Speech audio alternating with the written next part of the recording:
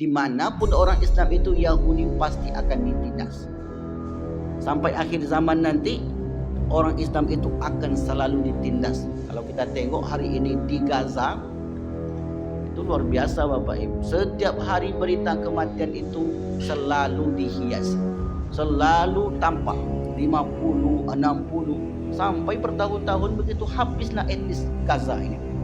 Maka target daripada orang-orang Yahudi di bawah Netanyahu ini memang menghabiskan. Maka bendera Yahudi itu Bapak Ibu ada 2 garis.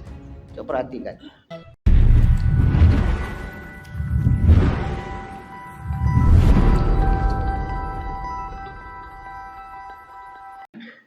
Mati atau meninggal seseorang itu tidak sama statusnya.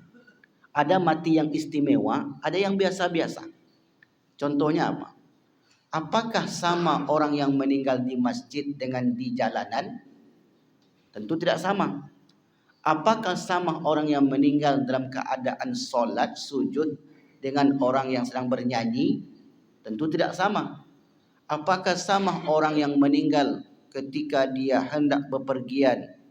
Ya, taruhlah misalnya menuntut ilmu jauh di luar sana, atau misalnya sedang melakukan silaturahim dengan orang yang pergi bermaksiat, tentu tidak sama.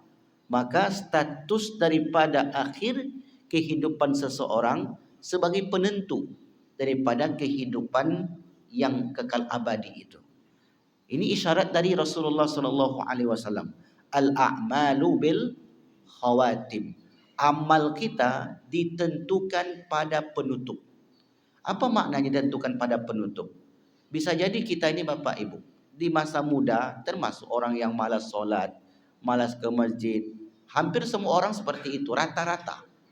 Kemudian di umur 40 tahun, karena itulah batasnya seseorang, ketika umur 40 tahun, dia mulai insaf, maka dia akan terus beribadah.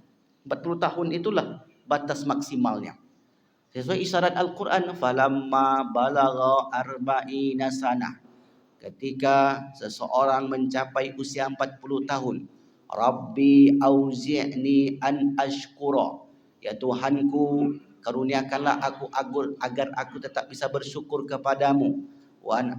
Rabbi auzi'ni an ashkura ni'mataka allati an'amta alayya wa ala walidayya, agar aku bersyukur kepadamu terhadap nikmat yang kau berikan dan bersyukur terhadap orang tuaku. An'amta alayya, nikmat yang kau berikan kepadaku, kepada orang tuaku. Wa aslih li, perbaikilah diriku. Wa dzurriyyati, dan keturunanku. Wa ja'alni, dan jadikan aku minal muslimin. Nah, ini adalah orang-orang yang menginjak usia 40 tahunan, mulai dia kemudian memperbaiki dirinya. Masuk umur 50, maka semakin diperkuat ibadahnya. Masuk 60 tahun, semakin diperkuat ibadahnya. Maka Allah mudahkan jalannya untuk menempuh perjalanan yang baik, yang kita sebut dengan husnul khotimah. Inilah makna daripada hadis Nabi, al-a'malu bil khawatim. Amal itu ditentukan pada penutupnya. Maka berbahagialah kepada Bapak Ibu yang sampai detik ini mudah langkah kakinya untuk beribadah. Karena ternyata orang yang mudah beribadah di usia 40 tahun ke atas itu suatu yang istimewa Bapak Ibu. Kenapa dikatakan istimewa? Karena Nabi sendiri pernah mengatakan begini. Idza aradallahu bi'abadin khairan. Apabila Allah menghendaki kebaikan kepada seorang hamba, Allah ingin kita ini baik, ista'malahu, lalu kemudian orang itu dipakai oleh Allah, kata Nabi. Sahabat bertanya, ya Rasulullah, kaifa yasta'miluhu? Apa tandanya kami ini dipakai? Apa maksud yang dipakai? Maka Rasul menyampaikan, yaftahullahu lahu amalan salihan qabla mautihi thumma yaqbiduhu alaih. Allah bukakan bagi orang itu pintu-pintu untuk beramal. Dibukakan bermakna sebelumnya mungkin tertutup. Susah langkah kakinya untuk ke masjid. Susah tangannya untuk membuka mushaf. susah tangannya untuk membantu orang. Begitu dibukakan oleh Allah, yaftahullahu lahu amalan salihan, tiba-tiba orang ini mudah saja langkah kaki. Yang selamanya berat sekali bangun subuh, tetapi jauh pun rumahnya dia tetap kejar rumah-rumah Allah tersebut. Ini tanda nih Bapak Ibu. Dan tanda ini tidaklah didapati oleh orang yang usianya 40 ke bawah. Kecuali hanya 1-2 saja contoh. Karena dulu pernah kita jelaskan rahasia umur. Umur seseorang 40 dengan 60 itu tak akan pernah sama. Umur itu di umur 40, umur 60 itu tak pernah sama. Dari segi apa? Dari segala sisi. Karena orang yang berumur 40 ke atas, cara berfikirnya sudah lain. Sudah berbeda dibanding dengan orang-orang yang berumur 40 ke bawah. Makanya hari ini kalau kita tengok kafe-kafe itu isinya 40 ke bawah. Itu kebanyakan. Maka oleh karenanya kata Nabi tadi, Allah bukakan bagi orang itu untuk beramal saleh qabla mautihi, sebelum meninggalkan kehidupan dunia, summa yaqbiduhu alaihi, kemudian Allah panggil dia dalam keadaan terbaik. Nah, meninggal seseorang dalam keadaan terbaik, maka kelak akan dibangkitkan dalam keadaan seperti itu pula. Jadi persislah seperti apa nanti kita akan keluar dari kubur kita masing-masing, maka seperti itulah seperti cara kita meninggal tadi. Bapak Ibu yang dimuliakan Allah, di padang mahsyar, bumi yang kita huni atau bumi yang kita pijak bukan bumi yang sekarang. Sudah diganti oleh Allah dengan bumi yang lain. Hal itu Allah ceritakan di Quran surat Ibrahim. Nanti ibu-ibu bagi yang mencatat silakan catat saja dulu surat Ibrahim ayat yang ke-48. Di Ibrahim ayat 48. Karena beberapa waktu yang lalu ada seseorang yang bertanya ke saya. Kata dia, Ustaz, saya pernah dengar ceramah di sebuah masjid, di sebuah tempat. Katanya bumi yang kita huni nanti itu bumi sekarang juga. Jadi bumi sekarang itu masih utuh seperti sekarang. Maka seperti apa kita hidup sekarang ini, maka seperti itulah nanti. Kemudian dari mana keterangannya Pak? Saya pernah dengar seperti itu. Maka saya jawab, berdasarkan informasi Al-Quran, kita kan informasi gaib ini Bapak Ibu tak bisa melalui akal kita saja. Karena namanya perkara gaib, sesuatu yang gaib mestilah kita sandarkan kepada dalil. Nah, kata Al-Quran, surah Ibrahim ayat 48 tadi, yauma, pada hari, tubaddalul ardu ghairal ardi wassamawatu. Pada hari tubaddalu, ditukar. Badal itu artinya kan mengganti. Tubaddalu diganti dengan tubaddalul ardu, bumi itu diganti ghairal ardi, yang bukan bumi sekarang. Berarti sudah lain bumi yang kita pijak. Yauma, pada hari, tubaddalul ardu, bumi diganti ghairal ardi, yang bukan bumi, wassamawatu, dan juga langitnya. Maka kalau sudah diganti, berarti sistem-sistem yang berlaku di alam semesta ini seperti sistem waktu, maka tidak akan pernah ada lagi. Kalau ada sistem waktu Bapak Ibu di akhirat nanti, maka mungkin dalam triliunan tahun akan habis. Karena waktu, setiap sesuatu yang ada mulanya akan ada akhir. Disebutkan oleh Abu Ja'far, Imam Abu Ja'far, pengarang kitab Aqidah Tahawiyah, bahwasanya setiap segala sesuatu yang ada mulanya, al-bidayah lahu nihayah. Sesuatu yang ada awalnya ada akhirnya. Kalau memang di akhirat itu ada awal, maka mesti ada akhir. Sebab sesuatu yang dimulai itu pasti akan berakhir. Sementara kehidupan akhirat seperti yang saya sebutkan tadi, kehidupan yang terakhir, tidak ada kehidupan sesudah itu. Maka oleh karenanya sistem waktu yang bergulir tahun 2024, 2025, apakah di sana akan ada tahun-tahun seperti itu? Maka tidak ada. Nah, penjelasan hadis Nabi SAW, saking lamanya kehidupan di sana memang disetarakan. Yaum au nisful yaum, satu hari atau setengah hari, miqdaru khamsina alfasana, kadar lamanya 50.000 tahun. Ini perbandingan, bukan berarti satu hari 50.000 tahun, 2 hari 100.000 tahun. Berapa hari lah di sana? Ini kan maknanya Bapak Ibu menunjukkan betapa lamanya seseorang berada di mahsyar.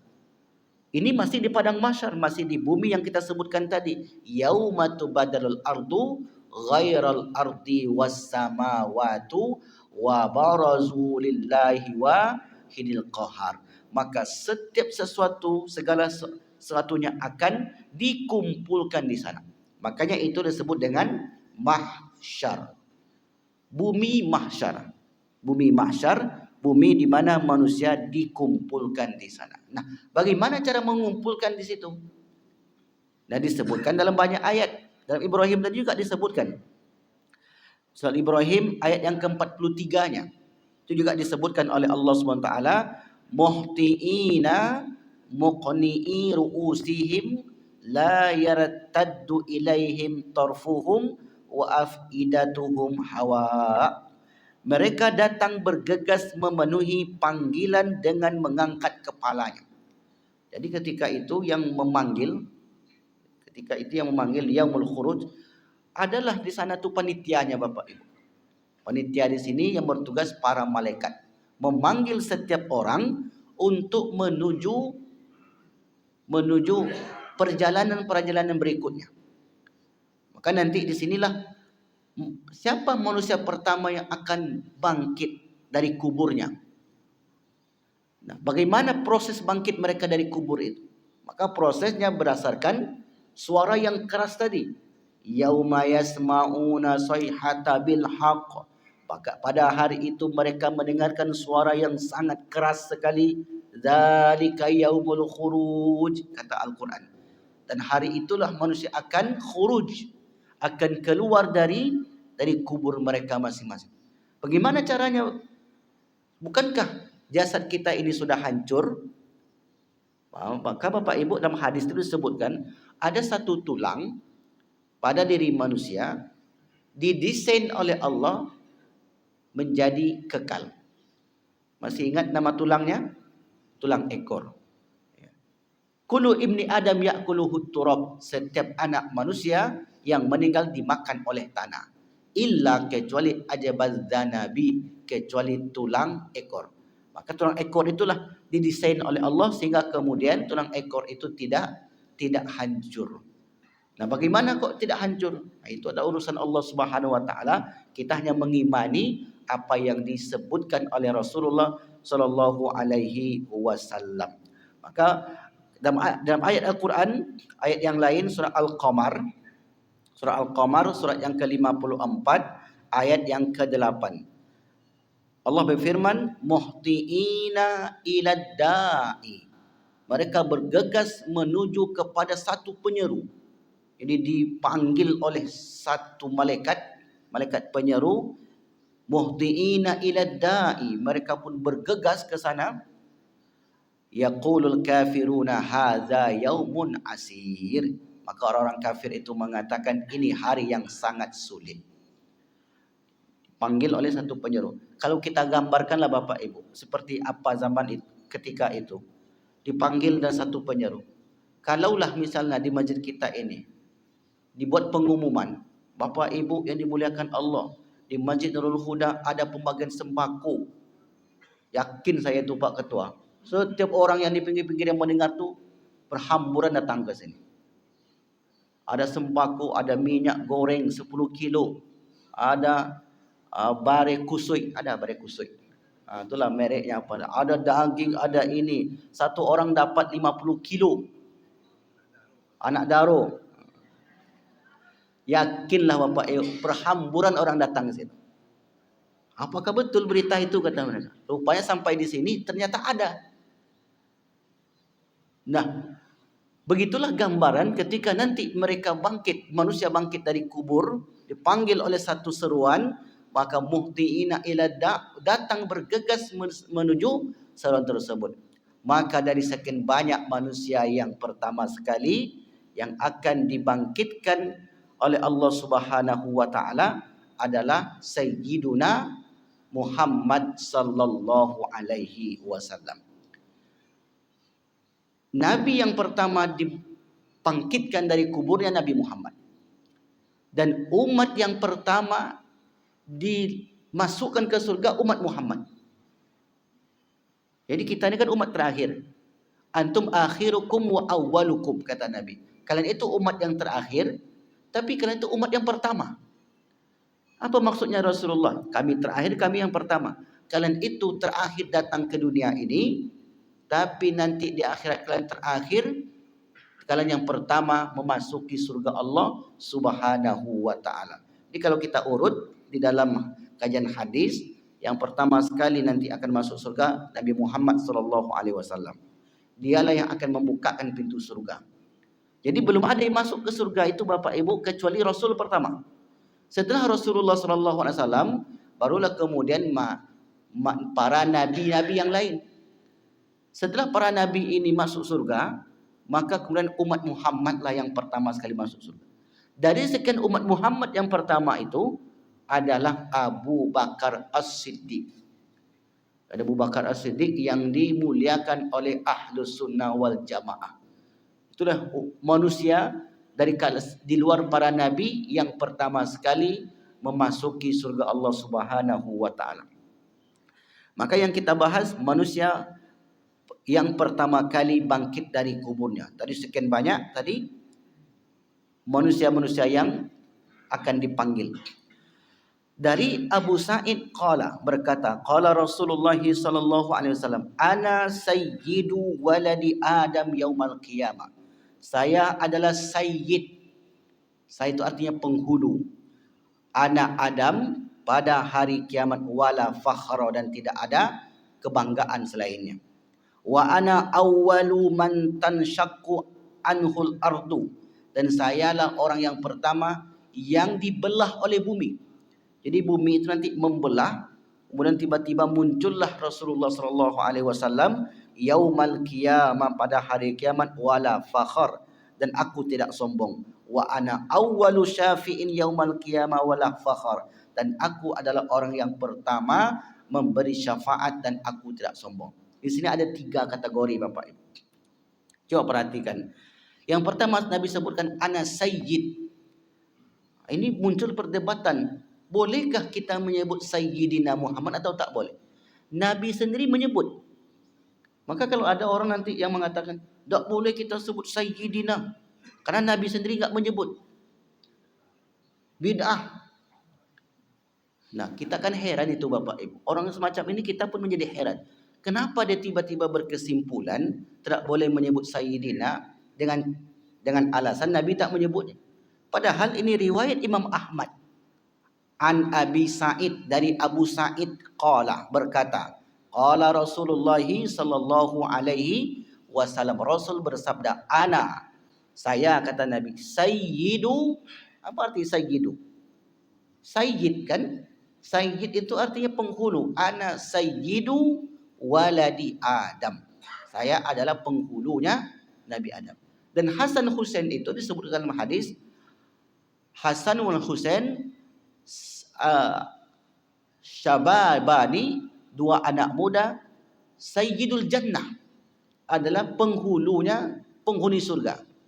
Anak muda, 2 anak muda yang menjadi penghulu. Penghulu itu sayyid, sayyidah syababal jannah, afwan. Jadi teksnya bunyinya Hasan wal Husain sayyida syababal jannah, adalah penghulu anak mudanya penduduk surga.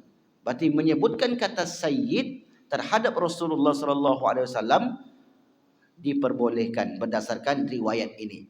Kalaupun ada nanti yang mengatakan tidak ada dalil, sebenarnya bukan tidak ada dalil, belum baca dalil. Beda tu Bapak Ibu. Tidak ada dengan belum baca kan berbeda. Tidak ada masjid yang Nurul Huda di Pekanbaru. Oh, tidak ada. Karena dia belum sampai ke sana. Kalau sampai dia di Selasa subuh, ya ramai di sana yang mengikut mengaji. Banyak sekali. Maka ketika orang itu mengatakan tidak ada, apakah dia sudah teliti, sudah baca atau belum? Kalau belum dia baca, bisa saja dia katakan saya belum tahu. Akan lebih enak itu Bapak Ibu. Kalau saya belum tahu, orang mungkin oh berarti dia belum tahu, sehingga dia berkesimpulan tidak ada. Saya itu tidak ada. Ini kan suatu yang berbeda. Jadi kalau kita pun menyebutkan nanti Sayyidina Muhammad, inilah dalilnya. Jadi kita tidak akan ragu lagi dengan menyebutkan Sayyidina Muhammad. Nah, memang ada beberapa tempat kata Sayyidina itu tak boleh disebut. Kapan itu? Ketika tahiyat. Tahiyat akhir. Kenapa tahiyat akhir? Karena tahiyat akhir dalam solat itu sudah ada teksnya dari Nabi. Tak boleh ditambah, tak boleh dikurangi. Allahu Akbar. Kan sudah begitu. Tak boleh ditukar-tukar tu Bapak Ibu. Allah Maha Gadang. Atau dengan bahasa-bahasa yang lain. Dengan tambah-tambahan. Itu namanya tauqifi. Sudah ada ketentuannya. Nah, dalam tahiyat itu, nanti tengok teksnya. Allahumma salli ala Muhammad wa ala ali Muhammad. Kama sallaita ala Ibrahim wa ala ali Ibrahim. Wa barik ala Muhammad wa ala ali Muhammad. Kama barakta ala Ibrahim wa ala ali Ibrahim. Fil alamin innaka hamidum majid. Nanti coba ditanya kepada Dr. Mawardi. Betulkah seperti itu Ustaz? Kami dengar dari Ustaz Wandi. Katanya kalau dalam solat itu, dalam solat kan lain Bapak Ibu ya. Dalam solat, kita mengikuti apa yang sudah dibakukan oleh Rasulullah sallallahu alaihi wasallam. Apa yang sudah dibakukan maka sebut Subhana rabbil a'la wa bihamdihi. Subhana rabbil a'la wa bihamdihi. Ada beberapa versi bacaannya. Alhamdulillah, mana yang wajib, mana yang sunnah di dalam solat. Maka di luar itu kita sangat dianjurkan untuk mengucapkan Sayyidina Muhammad sallallahu alaihi wasallam. Wala fakhr, dan aku tidak sombong. Wa ana awwalu man tashaqqu anhu al-ardu, dan saya adalah orang yang pertama akan dikeluarkan oleh bumi. Wa ana awwalu man tashaqqu anhu al-ardu. Nah, ketika itu bumi tiba-tiba membelah, kemudian muncullah di situ baginda Rasulullah. Muncul pertanyaan Bapak Ibu, di sana tubuh kita seperti apa? Apakah tubuh yang sekarang ini yang kita pakai atau pakai tubuh yang lain? Saya dapat di dalam satu riwayat, di surga ataupun di padang mahsyar, perawakan manusia seperti Nabi Adam. Ini semua itu rata. Tak ada yang pendek, tak ada yang tinggi, tak ada yang gemuk, seperti Nabi Adam. Tingginya itu seperti Nabi Adam, perempuannya seperti Sayyidah Hawa. Kemudian perawakannya, bentuknya itu seperti Nabi Yakub alaihi salam. Ketampanannya seperti Nabi Yusuf alaihi salam. Nah, yang perempuannya cantik seperti Zulaikha. Laki-lakinya seperti Nabi Yusuf. Maka inilah yang menyebabkan nanti di surga itu ibu-ibu, suami ibu-ibu itu tidak menoleh ke bidadari-bidadari itu. Nah, ini jangan risau pula ibu-ibu lagi. Karena sampai hari ini ketika saya jelaskan itu, masih ada ibu-ibu yang risau. Gimana lah kami ini Ustaz? Kenapa Bu? Saya sudah tua nih Ustaz. Sana nanti jeleklah saya di sana. Gigi ketika meninggal sudah enggak ada. Kan Ustaz bilang seperti apa meninggal, seperti itulah saya bangkit nanti.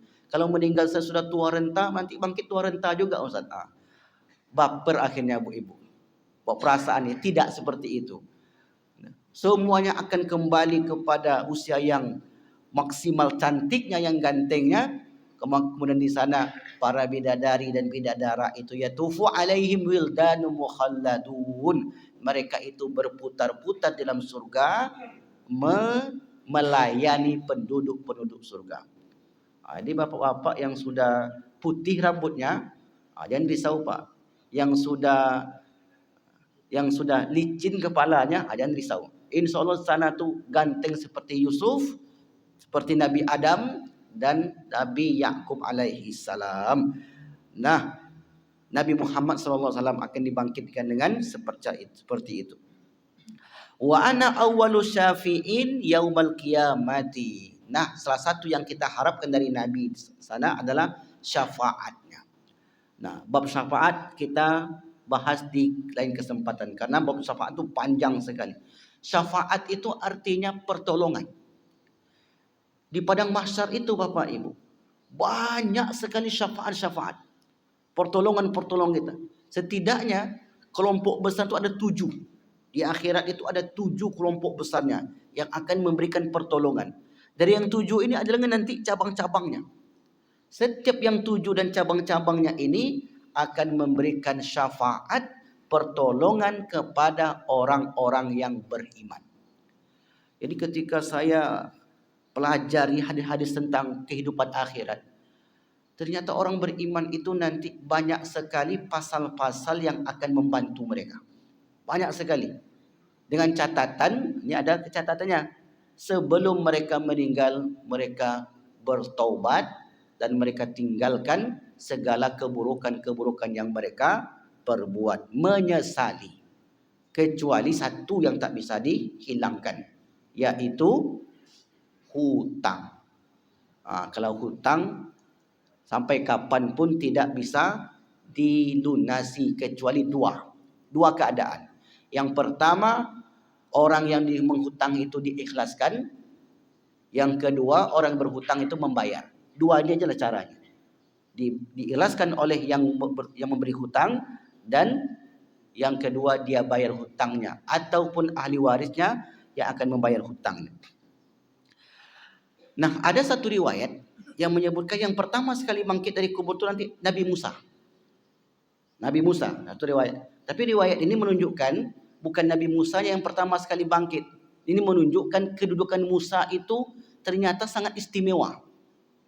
Tetap Nabi Muhammad yang pertama, tapi dalam riwayat ini seakan-akan Musa lah yang dibangkitkan pertama. Coba kita tengok riwayatnya. An Abi Hurairah radhiyallahu an, dari Abu Hurairah radhiyallahu anhu qala, istabba rajulun minal muslimina wa rajulun minal yahud. Ada 2 orang laki-laki yang sedang saling mencaci. Jadi ada 2 orang laki-laki, satu muslim, satu Yahudi. Mereka tu saling bertengkar, saling mencaci. Qala al-muslim berkata, wallazi istafa Muhammadan 'alal alamin. Nabi Muhammad adalah nabi yang dipilih atas seluruh alam. Faqalatil yahudiyyu, Yahudi berkata, wallazi istafa Musa 'alal alamin. Dan yang dipilih nabi di atas dunia ini adalah Nabi Musa alaihi salam. Farafa'al muslimu yadahu inda zalika falatama wajhal yahudi fadhabal yahudi dan nabi. Kemudian laki-laki tadi menampar Yahudi ini karena bertengkar, maka tampar. Kemudian Yahudi itu mengadu kepada Rasulullah sallallahu alaihi wasallam. Fadhahabal yahud, Yahudi itu datang ila nabi, kepada Nabi sallallahu alaihi wasallam, fa akhbarahu bima kana min amrihi wa amril muslim. Dia ceritakanlah apa yang berlaku antara dia dengan si muslim tadi. Fada'an nabiyyu sallallahu alaihi wasallam al-muslima. Lalu Nabi tadi memanggil seorang muslim yang tadi. Fasa'alahu an dzalika, dan dia tanyai apa perkaranya. Fa akhbarahu faqala an-nabiyyu sallallahu alaihi wasallam. Lalu Nabi bersabda, la tukhayyiruni ala Musa. Jangan beda-bedakan aku dengan Musa. Jangan beda-bedakan, karena kami ini para nabi bapaknya berbeda-beda tapi ibunya satu. Ini dalam satu riwayat, bapaknya berbeda-beda, wa ummuhu wahid. Jangan beda-bedakan, kata Rasulullah, la tukhayyiruni ala Musa fa innan nasa, karena sesungguhnya manusia yas'akuna yaumal qiyamah, yang pertama kali tersadarkan di hari kiamat, fa as'aku ma'ahum, dan aku pun akan tersadarkan, maksudnya bangkit ketika hari kiamat, fa akunu awwala may yufiq, dan akulah orang yang pertama kali siuman dari tempat kubur itu di bumi mahsyar tadi. Fa idza Musa batisun janibal arsy, aku tiba-tiba melihat Musa sudah bersandar di tiang arsy. Jadi Nabi tadi menyebutkan, Bapak Ibu, ketika aku siuman, aku bangkit dari kuburku, akulah yang pertama, kata dia, wa awwalu may yufiq, aku yang pertama. Tapi tiba-tiba ketika aku bangun, aku sudah melihat Musa sudah tersender di tiang arasy. Ini maknanya apa? Berarti sebelum Nabi Muhammad ini bangkit dari kuburnya, Musa sudah duluan. Nah, para ulama mendiskusikan hadis ini. Karena hadis tidak bisa langsung kita baca, kita simpulkan. Itulah kita belajar dengan para ulama. Kalau kita baca sendiri itu Bapak Ibu, hadis-hadis itu tanpa kita berguru, itulah buat orang tersesat.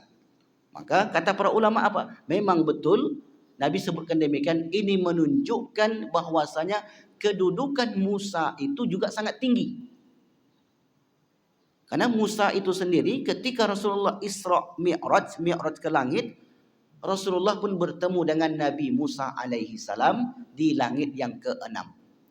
Sementara di atasnya adalah Nabi Ibrahim alaihi salam. Maka kata Rasulullah, saya terbangun, bangkit dari kubur saya dan aku melihat Musa janibal arsh, sudah bersandar di tiang arasy, fala adri, dan aku tidak tahu akana fi man sa'iqa fa afaqa qabli aw kana mimastana Allah, dan siapakah yang pertama kali siuman bangkit dari kuburnya, apakah saya atau dia. Nah, seakan-akan Nabi ini tidak mau membela kaum muslimin. Beginilah sikap Nabi terhadap Yahudi. Ini Yahudi itu dari dulu Bapak Ibu memang tidak pernah dimusuhi oleh orang Islam. Bahkan di hadapan Nabi, di hadapan seorang pemimpin Mesir yang bernama Amr bin As kala itu, Islam itu sangat adil. Ketika ada orang Islam yang salah dalam berperkara dengan orang Yahudi, tetap akan disalahkan orang Islam. Tak mau membela. Karena begitulah makna keadilan. Tapi ini tidak sama yang diperlakukan oleh Yahudi. Dimanapun orang Islam itu, Yahudi pasti akan ditindas. Sampai akhir zaman nanti, orang Islam itu akan selalu ditindas. Kalau kita tengok hari ini di Gaza, itu luar biasa Bapak Ibu. Setiap hari berita kematian itu selalu dihias. Selalu tampak 50, 60, sampai bertahun-tahun begitu habislah etnis Gaza ini. Maka target daripada orang-orang Yahudi di bawah Netanyahu ini memang menghabiskan. Maka bendera Yahudi itu Bapak Ibu ada 2 garis. Coba perhatikan. Garis atas dan garis bawah. Itu lambang apa? Satu sungai Nil, yang satu lagi Sungai Furat. Efrat. Kenapa 2 itu dibuat? Itulah batas kekuasaan namanya Israel Raya. Saya sampai hari ini setiap hari mengikuti perkembangan di Jazirah Arab. Iran ikut berperang, Irak ikut berperang, Yaman ikut berperang, Lebanon, kemudian Gaza. Sudah 5. Tak tahu nanti ke depannya lagi bagaimana, wallahu a'lam bishawab. Tapi yang jelas, saya pernah mendengarkan satu keterangan, ini masih berkaitan Yahudi tadi, tentang yang dijelaskan oleh Syekh Mutawalli Sya'rawi. Jadi suatu ketika Syekh Mutawalli Sya'rawi dalam kuliahnya dia mengatakan, ketika Yahudi itu berhasil merebut Al-Aqsa, Palestina, maka berbahagialah kalian. Heran Bapak Ibu, kok berbahagia? Karena salah satu daripada janji-janji Rabbul Alamin sudah terlaksana. Karena nanti orang Yahudi itu akan memasuki bumi Palestina dan menguasai Palestina. Tengok dalil Quran surat yang ke-17, Al-Isra. Baca dari ayat 4, 5, 6 dan 7. Kami akan Allahumma sholli ala Muhammad. Kita tengok ayatnya sebentar. Karena kalau baca Al-Quran ini bisa mesti pas. Surat Al-Isra ayat yang keempat mulainya. Apabila datang salah satu dari janji kami, kami utus kepada mereka hamba-hamba kami yang kuat dan menguasai negeri-negeri. Kemudian kami kembalikan mereka, Yahudi itu, masuk ke Palestina dengan harta, wa amdad Nabi amwal, dengan harta yang banyak, wa bani, dan dengan kekuatan yang kuat, wa ja'alna aktsarun nafira, dan mereka itu nanti akan kuat sekali di situ. Dan mereka akan dakhaluhu awwala marrah wal yadkhulul masjida kama dakhaluhu awwala marrah. Mereka akan memasuki Masjid Al-Aqsa sebagaimana dahulu mereka pernah masukinya. Hari ini hampir depan mata kita Bapak Ibu, mereka 100% menguasai Masjid Al-Aqsa. Nah, begitulah Yahudi itu sepanjang zaman, dan mereka kalau berhasil memasuki itu, maka tanda akhir zaman sudah muncul di hadapan kita. Nah, kembali kepada kisah tadi. Nah, ketika orang Islam yang berkuasa di Palestina dahulu, maka orang Yahudi aman tentram. Tapi ketika orang Yahudi semua agama dibuat tidak tentram, maka keadilan Yahudi dalam berkuasa itu sangat jauh panggang dari api. Nah, jadi Nabi Muhammad menjelaskan ini, bahwasanya jangan beda-bedakan aku dengan Nabi Musa. Karena Nabi Musa memiliki keistimewaan tersendiri, dan saya pun memiliki keistimewaan tersendiri. Tapi kesimpulan para ulama, yang pertama sekali nanti bangkit dari kuburnya adalah Nabi Muhammad sallallahu alaihi wasallam dalam banyak riwayat. Wallahu a'lam bishawab. Kita baca satu riwayat lagi. Riwayat Imam Tirmizi, Ibni Umar qala Rasulullah, ana awwalu man tashaqqu anhul ardu. Saya adalah orang yang pertama kali bangkit dari kubur. Summa Abu Bakrin, kemudian Abu Bakar. Summa Umar, kemudian Umar. Summa ati ahlil Baqi', kemudian orang yang dikuburkan di Baqi'. Jadi kalau ada orang kita yang meninggal saat haji atau umroh atau rezekinya di sana, lalu kemudian dikuburkan di Baqi'. Baqi' itu di mana?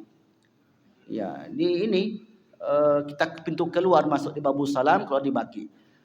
Nah, ya, sebelah kiri Masjid Nabawi, arah ke kiblat.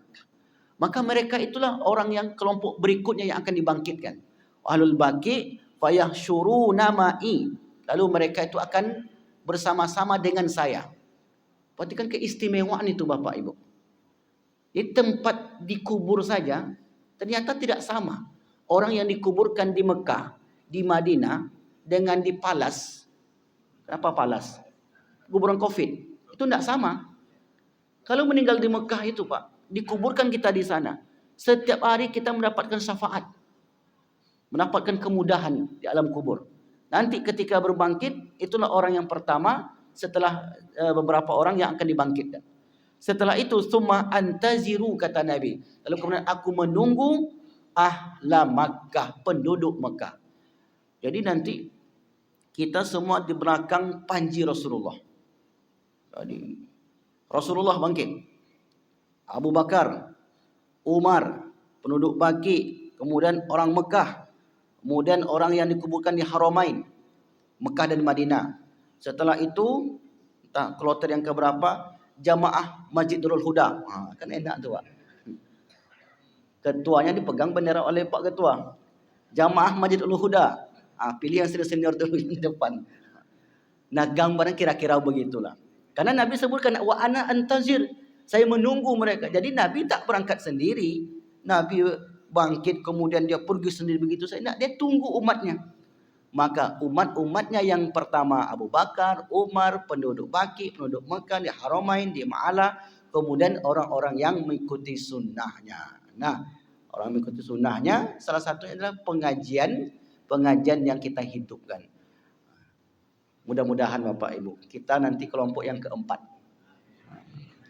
Nampak di sana, ada Pak Ilyas rupanya, bawa bendera pula satu situ. Ada Pak Bukhari, apa lagi namanya? Ada Pak Matondang, pagi ini. Ada alhamdulillah. Semuanya Bapak Ibu, insya Allah. Yang penting kita istiqomah.